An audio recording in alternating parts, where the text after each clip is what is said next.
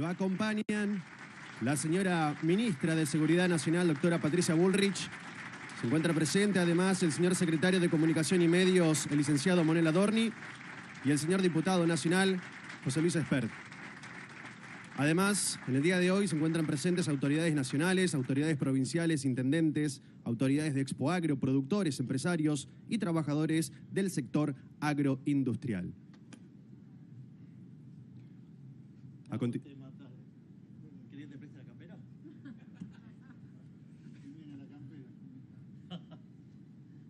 A continuación, escucharemos las palabras del señor presidente de la Nación, doctor Javier Milei. Muy buenas tardes a todos.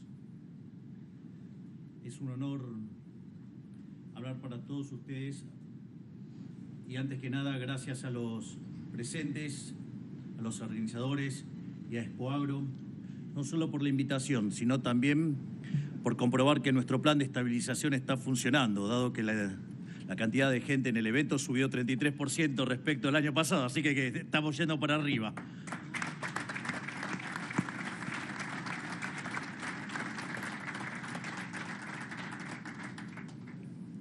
También quiero agradecer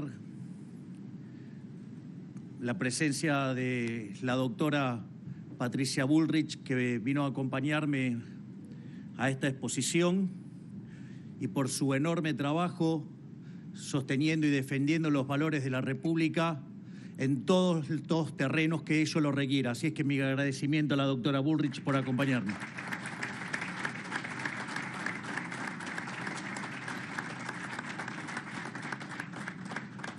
También quiero dar las gracias al queridísimo profe Espert, que es el presidente de la Comisión de Presupuesto de la Cámara de Diputados, que me acompañó el año pasado también y que también está haciendo una tarea titánica, ciclopia, ahí dentro del Congreso. Así es que mis agradecimientos para con ellos que han decidido acompañarme en el día de hoy. Y también quiero dar las gracias especialmente a todos los productores, ya sea grandes, medianos o pequeños, que diariamente sirven a la patria cultivando el suelo argentino. Nuestro suelo ha sido bendecido con una fertilidad única en el mundo. Combinado con el ingenio argentino y con las ideas liberales de nuestra Constitución, fue durante buena parte de nuestra historia una fuente inagotable de prosperidad para nuestro país. Hablo de cuando fuimos el granero del mundo y no teníamos nada que envidiarle a ninguna potencia mundial. Cuando éramos una tierra de oportunidades que atraía inmigrantes de todos los confines de la tierra, cuando fuimos los primeros en erradicar el analfabetismo, cuando teníamos un Producto Bruto Interno Total superior a Brasil, México, Paraguay y Perú juntos. En resumen, cuando éramos ese faro de faros que hoy queremos volver a ser. En el centro de esa era dorada, como gran protagonista y motor de esa prosperidad sin precedentes, estaban los productores agropecuarios tirando del carro. Eran las épocas del modelo agroexportador, un término que fue transformándose en peyorativo a medida que el país se fue hundiendo en la miseria gracias a la llegada del modelo nefasto de la justicia social. Esto no fue casualidad. El plan sistemático de saqueo al campo fue deliberadamente completado con su demonización por parte de la política, a la vez que se comenzó a instalar la distribución forzosa de la riqueza como un acto de justicia. Y como resultado de la implementación de este modelo, la Argentina comenzó un largo descenso hacia la miseria y servidumbre, aquel periodo que nosotros llamamos el siglo de la humillación argentina. En palabras sencillas, cuando le fue bien al campo, le fue bien al país. Cuando el campo le fue mal, a Argentina también le fue mal. Y le fue mucho peor cuando la casta política comenzó a ver al campo como una mina de oro infinita mediante la cual financiar su plan radical de expansión del Estado. Es decir, esto ocurrió cuando se comenzó a creer que el campo ganaba demasiado dinero que supuestamente debía usarse para fines mejores, como financiar industrias, energía, implementar subsidios encubiertos en forma de empleo público y pagar por cualquier otro proyecto delirante del político de turno. Básicamente, se utilizó la prosperidad de un sector prolífico como el agropecuario para financiar sectores deficitarios y poco competitivos. en nombre de un empecinamiento absurdo con tener una industria nacional para sustituir importaciones, costara lo que costara, amparándose en el discurso de la industria infante que tenía que desarrollarse y haciendo caso omiso a la demanda del mercado. No queda ninguna duda de que este abordaje ha fracasado y suficiente prueba es el oxímoron de que nuestra industria es el único infante de 90 años del mundo. Aprendimos por las malas que nunca va a ocurrir que una industria le toque la puerta al gobierno nacional y le diga gracias por tu ayuda, ahora ya estoy listo para competir, abría el mercado. Eso, digamos, claramente no ocurre. Así es que se lo vamos a precipitar. Así le sacamos el pie de la cabeza al campo. Pero aunque durante un siglo la política decidió negar la ley de la gravedad, es hora de reconocer que la única verdad es la realidad, como dijo aquel famoso político de nuestra historia. Es falso que el desarrollo industrial deba darse pisoteando al campo. Eso solo fue uno de los tantos argumentos de la casta para ahogarlos a impuestos y regulaciones, porque no hay ninguna contradicción entre campo e industria. Expoagro es una prueba cabal de que la industrialización y la innovación tecnológica son una consecuencia natural del desarrollo exitoso de la actividad primaria. Tan solo una cosechadora involucra cientos de sectores económicos diferentes, desde la metalurgia hasta el desarrollo del software, y lo mismo aplica para todo el desarrollo tecnológico del sector. Si repasamos la historia, el mayor periodo de expansión industrial de la historia argentina fue durante el modelo agroexportador, y no como quisieron instalar los políticos de antaño con el modelo fracasado de la sustitución de importaciones. Así como también es mentira que el campo no genera valor agregado, dado que la labor del sector está en añadirle valor al suelo para eficientizar y multiplicar la producción de alimentos.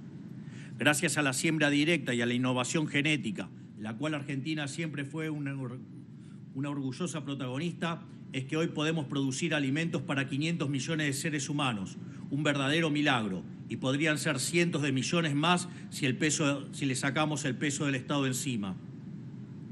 Otra de las grandes mentiras difundidas por la casta es que el agro no genera puestos de trabajo cuando, según datos del último año, la participación del sector agroindustrial en el empleo formal es de aproximadamente el 25%, incluyendo el procesamiento de sus materias primas, el comercio y los servicios derivados.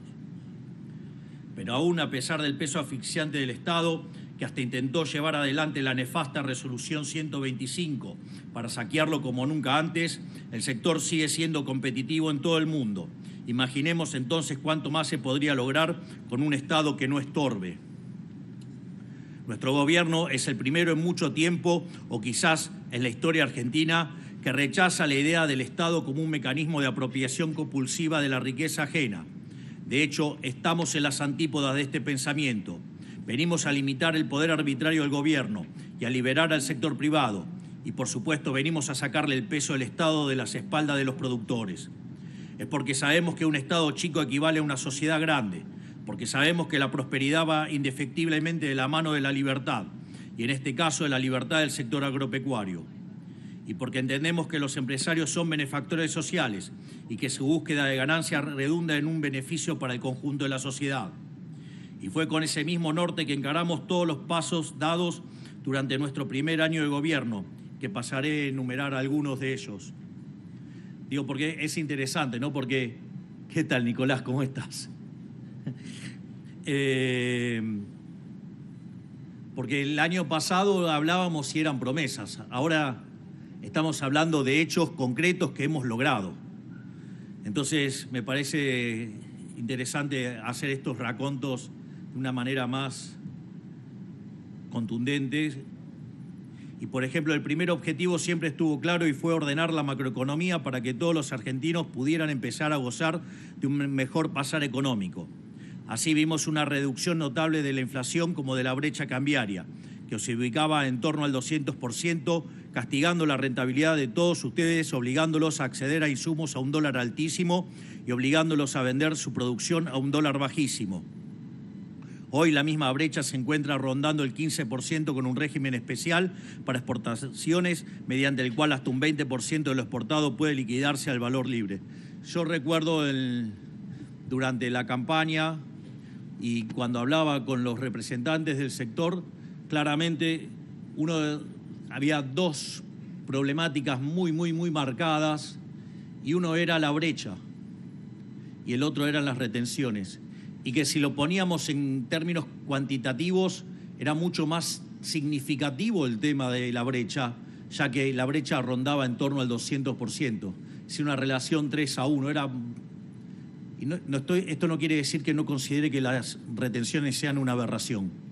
Lo que digo es que en términos de magnitud el problema era mucho más importante, y una de las cosas que yo me comprometí fue a ordenar la macro y a pulverizar la brecha.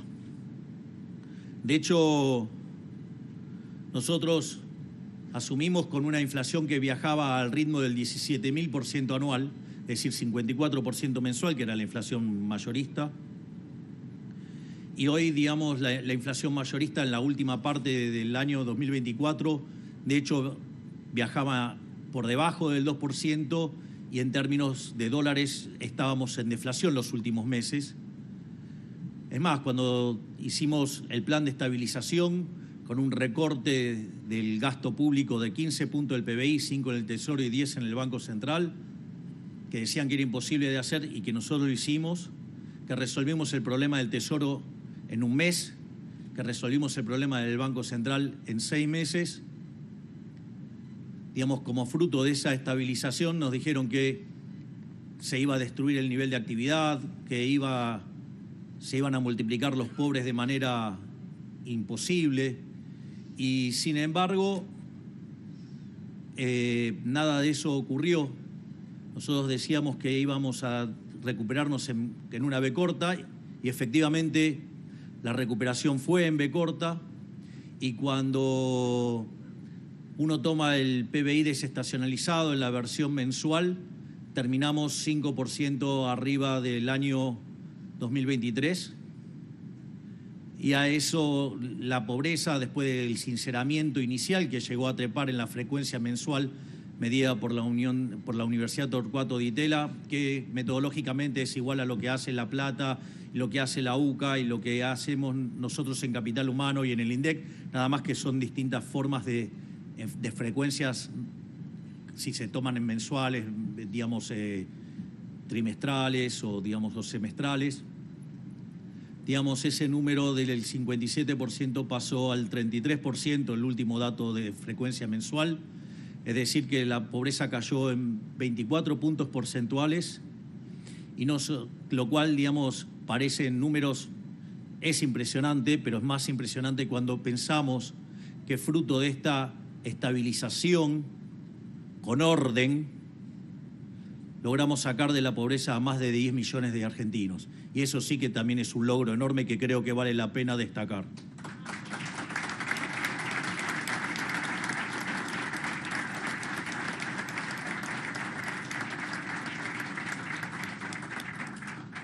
A su vez, tampoco es casualidad que durante nuestro primer año de gobierno la demanda de crédito para maquinaria agrícola haya aumentado un 50% respecto del año anterior. Recién en la previa a ingresar a esta sala hablaba con Salvador Di Stefano, que está acá, y me contaba que ayer, digamos, el Banco Nación, ¿qué haces? ¿Cómo estás? También, ahora te veo. Creo que había más de 100 metros de cola. Y, digamos, dado los créditos... 200, bueno, está bien, digamos, mejor todavía. Más para mí. Digamos, más como resultado. Así es que, bueno, digo, está bueno, digamos, que vean cómo están siendo apoyados, y que esto, digamos, les está dando un motor importantísimo a uno de los pilares de lo que es nuestro modelo, digamos, de expansión. Así es que eso también, digamos, es una buena señal, porque cuando nosotros asumimos se discutía la hiperinflación, y hoy hasta volvieron los créditos hipotecarios a 30 años. Vaya que, digamos, esto cada día se parece más a un milagro, que en realidad no tiene nada de milagro, es solamente aplicar la buena teoría económica.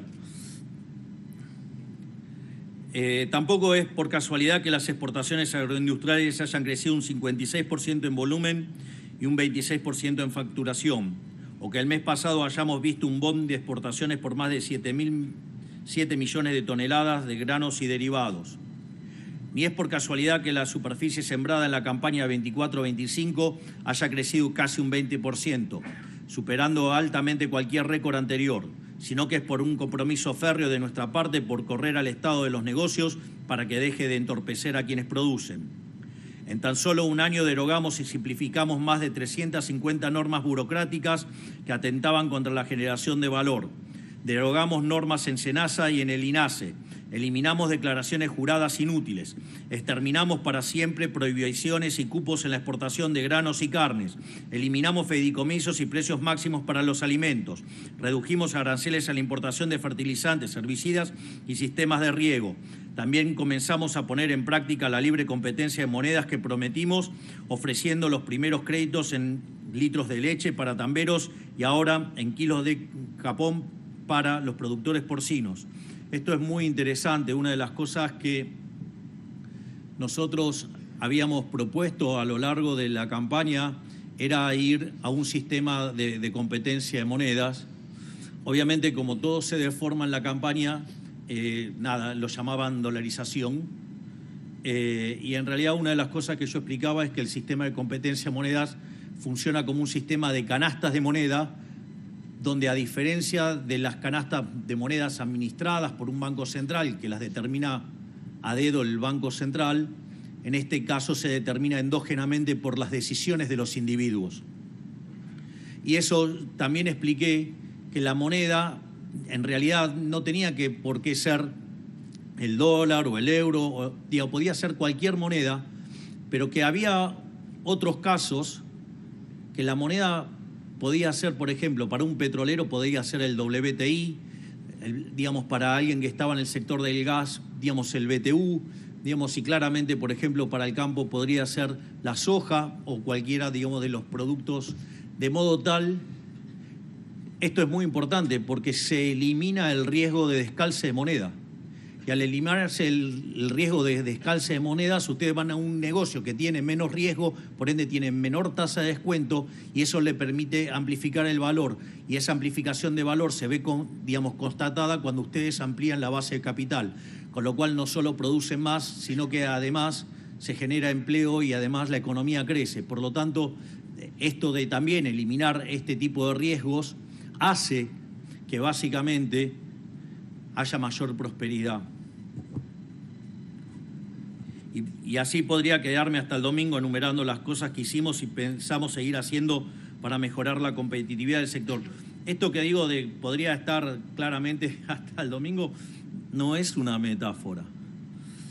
Una de las cosas que nos empezó a pasar cuando revisábamos las redes es que íbamos publicando cosas que íbamos haciendo y en ese contexto nos encontrábamos con que la gente, mucha satisfacción por parte de la gente y diciendo, esto es mucho más de lo que voté.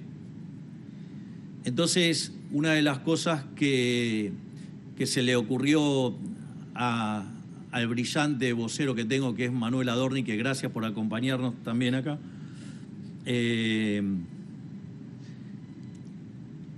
lindo, hoy me vine rodeado de toda gente que irrita zurdosa por doquier.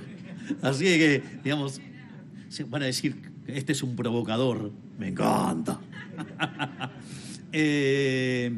Al margen de eso, entonces, nosotros claramente habíamos hecho un programa de gobierno, una propuesta, que decían que básicamente era imposible de hacer. O sea, cada una de las cosas que nosotros decíamos que queríamos hacer, decían que era imposible.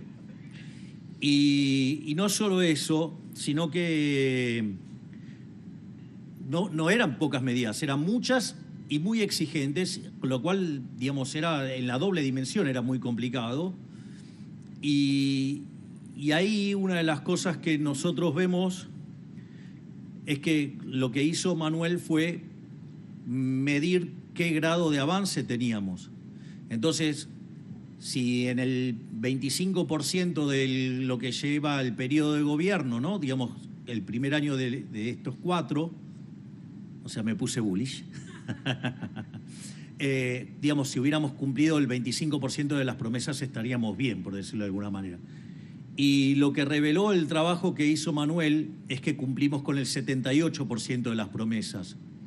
Pero además también hicimos algunas cosas que tampoco teníamos planeadas hacer. Y en ese contexto, cuando uno incorpora estas cosas que hicimos, aun cuando no estuvieran planeadas hacer, básicamente el grado de cumplimiento es 97%. O sea, de pasar de gobiernos que prometían cosas y no cumplían nada, pasamos a un programa hiperexigente y donde solo en un cuarto del periodo cumplimos el 97% de las promesas. Vaya que eso sí es trabajar.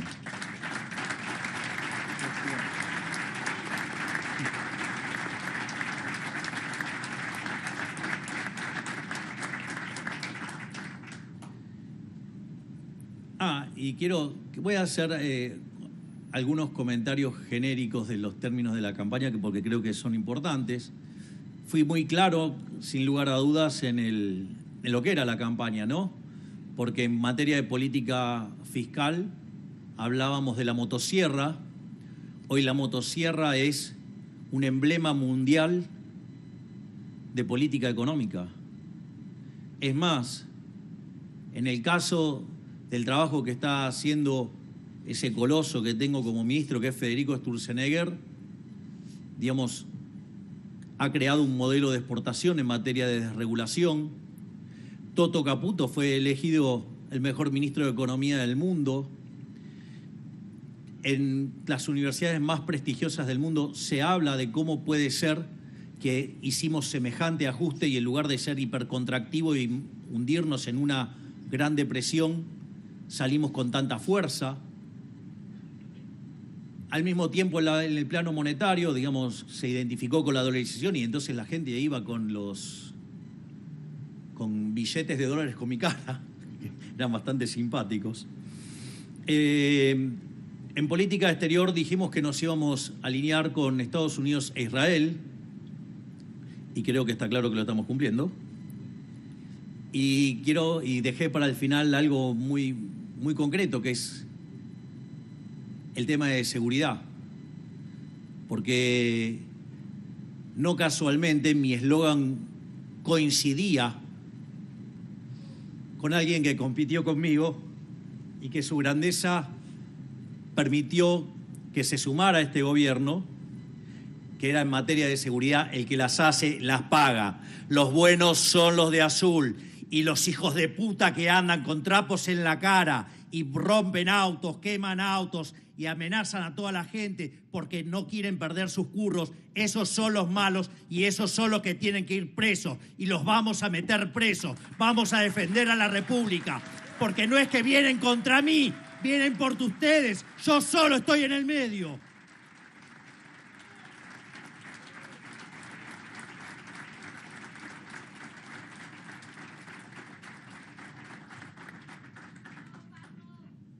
Así que imaginen que si acelero en las curvas, ahora voy a acelerar mucho más.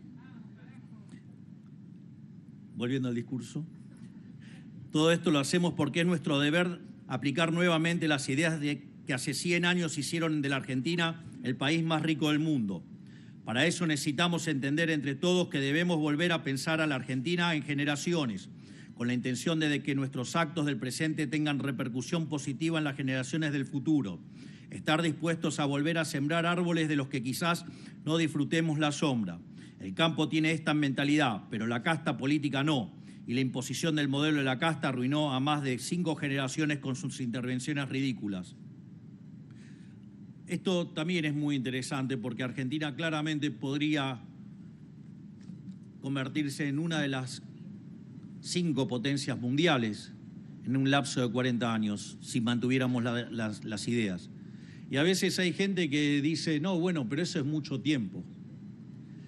Miren, lo más interesante es que 2/3 de esa mejora ocurre en 1/3 del tiempo. Es decir, que en un lapso que puede ir entre 10 y 15 años podemos ver cosas maravillosas.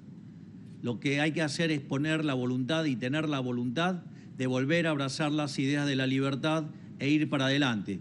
claramente, abrazar las ideas de la libertad le termina con el curro a un montón de delincuentes, que son los que después organizan marchas. Es decir, recuerden que cada vez que ustedes vean a alguien pataleando es porque le terminamos cortando un curro. Es decir, lo que han visto estos días es la política, cuando dicen dónde cayó el ajuste. Vean los que patalean y van a ver dónde cayó el ajuste. Cayó sobre los que han arruinado la Argentina. Y no vamos a parar, porque nosotros gobernamos para los argentinos de bien, para los que quieren vivir del fruto de su trabajo, no para los delincuentes.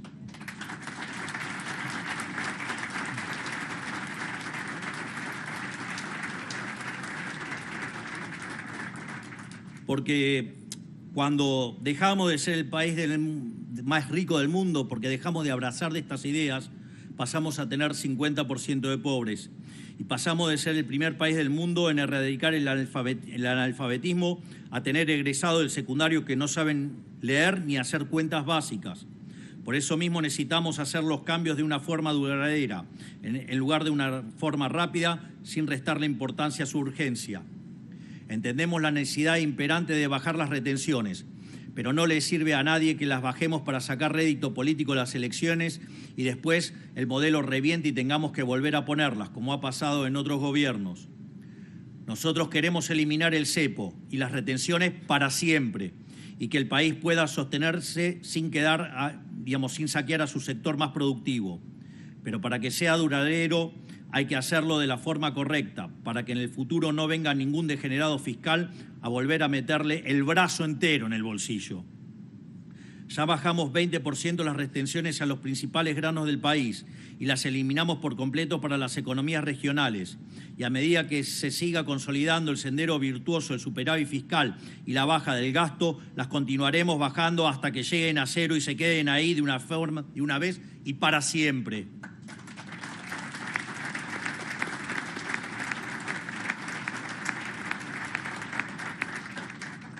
A su vez, para entender un poco por qué es tan importante el superávit fiscal, por un lado, porque nos permite bajar impuestos y devolverle productividad al sector privado. Por otro lado, porque nos permite hacer frente a situaciones inesperadas y tragedias impredecibles como el temporal en Bahía Blanca hace unos pocos días. Gracias al superávit fiscal pudimos enviar 200.000 millones de pesos a la ciudad para ayudarlos a ponerse de pie nuevamente. De no haber existido el superávit, hubiéramos tenido que recurrir a imprimir dinero licuándole el salario a todos los argentinos con inflación y aumentando la pobreza en el proceso. Esto es muy interesante porque mientras que algunos aprovechan las desgracias para carancheo político, berreta, digamos, propio de los políticos que nos han empobrecido a lo largo de la historia, de los 8 ministerios que tenemos, 6 estuvieron trabajando de modo activo en ayudar a Bahía Blanca. Desde el primer día, la doctora Bullrich, a cargo de las fuerzas de seguridad, el doctor Petri, a cargo de defensa, desde el primer día estuvieron trabajando en esos momentos de mayor emergencia, donde la situación era más complicada, donde todo era que parecía un caos. Ellos fueron a poner orden. Y no solo eso, sino que además llegaron las ayudas del Ministerio de Capital Humano y además el Ministerio de Salud, básicamente hasta colaboró armando un hospital, como un hospital de campaña. Y no solo eso, sino que además el ministro Caputo con el secretario de Hacienda, Guberman, trabajaron intensamente para encontrar cómo podíamos hacernos de fondos para poder darle asistencia a Bahía Blanca. Y así es que logramos poder reasignar partidas y conseguir recursos por 200.000 millones de pesos. Es decir, así que mientras que muchos hablan, cacarean y siguen gastando en boludeces como, sobornar medios de comunicación con pauta oficial, adornar periodistas, gastar en penes de madera y en la ESI y en todas esas cosas, nosotros ponemos los recursos donde la gente la necesita para resolver los problemas concretos de la gente. Al mismo tiempo, digamos, falta que mencione un ministerio más, que es la Cancillería, donde a la luz de los apoyos que hemos conseguido del exterior, también estamos trabajando en ver cómo podemos aportar más ayuda. O sea, una vez que se superó la situación de crisis y la situación más urgente y donde había que iniciar el camino de la reconstrucción, ese fue el momento en el que yo podía ir, porque si lo hubiera hecho antes, hubiera estado estorbando.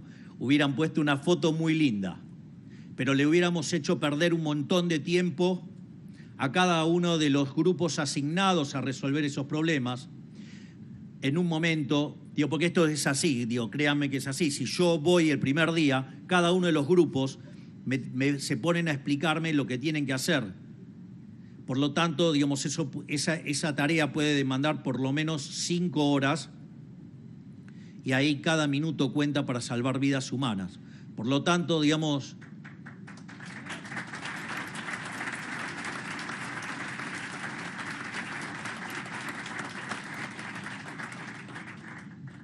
yo tenía que elegir entre la foto linda que le gusta a la política o salvar vidas. Yo preferí salvar vidas, otros prefirieron las fotos lindas. A su vez, por eso también nuestro foco está puesto en bajar el gasto tan rápido y tan profundo como sea posible, para así acrecentar el superávit. Y esto mismo debe ser hecho en las provincias y en los municipios, no solo a nivel nacional. La población argentina ya no va a tolerar este juego de políticos caranchos de subir impuestos para comer la rentabilidad que queda disponible con la baja de impuestos que hacemos desde Nación. Así que quiero dedicar una reflexión, digamos, que reflexionen sobre aquellos gobernadores, digamos, que hacen este jueguito perverso que piden bajas de impuestos y reclaman bajas de impuestos, pero que cuando llega el momento de hacerla en la propia, no lo hacen o lo suben. Entonces, tengan claro eso.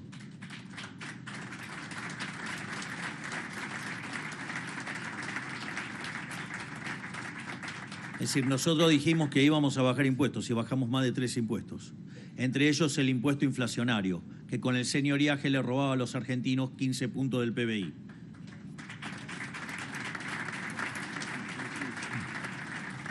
Por lo tanto, parte de nuestro deber es proteger a la ciudadanía de este cinismo rascabotos de que se sirvió la política durante ya mucho tiempo.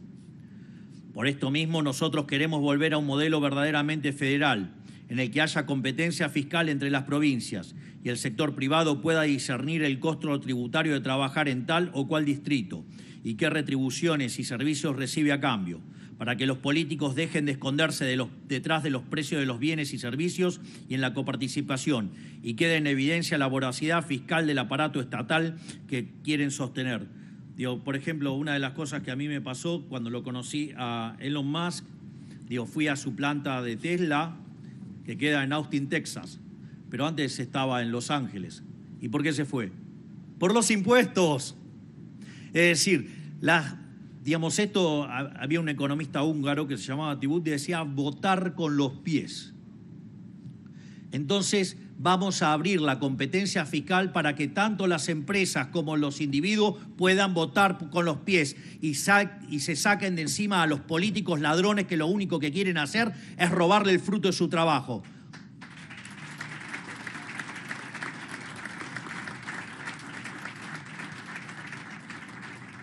Por esto mismo, nosotros queremos volver a un modelo verdaderamente federal, en el que haya competencia fiscal entre las provincias y el sector privado pueda discernir el costo tributario de trabajar en tal o cual distrito y qué retribuciones y servicios recibe a cambio, para que los políticos dejen de esconderse. Este ya lo había dicho. Lo repito porque es bueno repetirlo, digamos. Gracias, Esper. Digamos, un profe condescendiente. No, me tenés que bajar un punto ahí, Esper. Digamos, yo a un alumno se lo hubiera bajado. Bueno, gracias, entonces lo repito. Es decir, que como había dicho, para que los políticos dejen de esconderse en los precios de los bienes y servicios y en la coparticipación, y que quede en evidencia la voracidad fiscal del aparato estatal que quieren sostener. El lugar de llegada para este y para todas nuestras reformas es conceptualmente simple. Queremos ser un país en el que la vida sea más fácil para el que hace las cosas bien y sea mucho más difícil para aquel que hace las cosas mal. Una sociedad en la que hacer lo correcto sea sencillo y actuar incorrectamente sea costoso, muy costoso, y el que las hace las paga.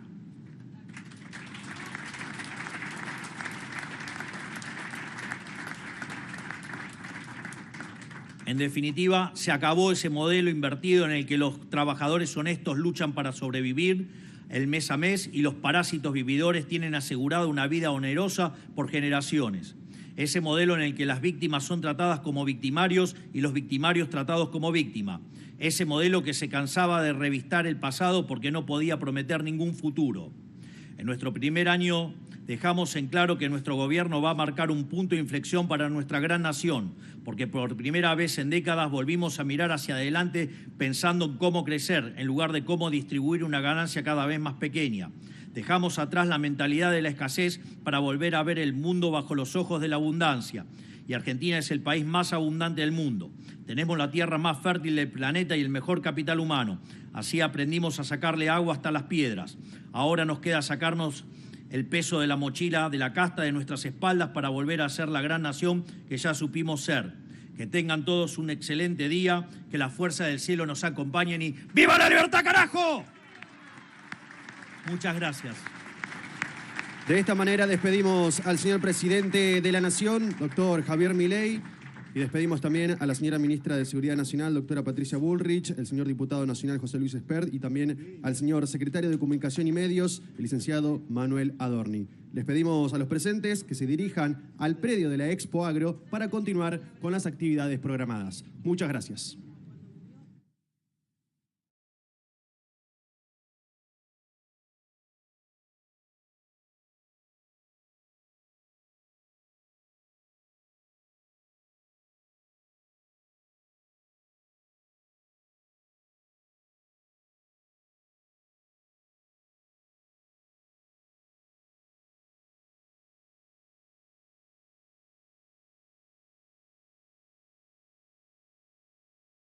Señoras y señores, bienvenidos a este Mundo Albiazul muy especial con este Super Talleres Campeón. Mi nombre es Jorge Luna Arrieta, los saludo a uno de nuestros tallerólogos de cabecera, el señor Hugo García. ¿Cómo estás, Hugo? ¿Qué dicen ustedes? ¿Cómo andan? ¿Todo bien? Aquí estamos. Importante, que está acá en medio. Cacique Medina, ¿cómo estás?